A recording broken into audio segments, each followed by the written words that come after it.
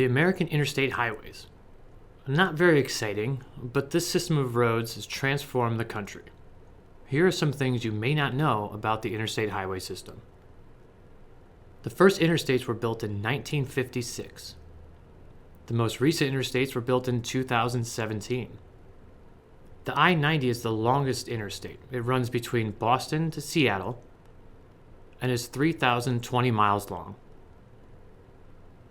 The shortest interstate, well, depending on how you categorize it, the shortest interstate is the I-375 and can be found in Michigan with a distance of 1.06 miles.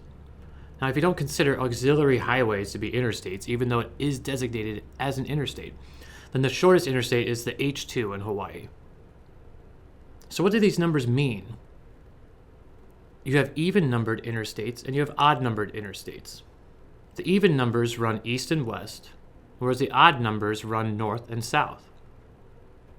Now, did you know if the interstate numbers are divisible by 5, they represent major coast-to-coast or border-to-border highways?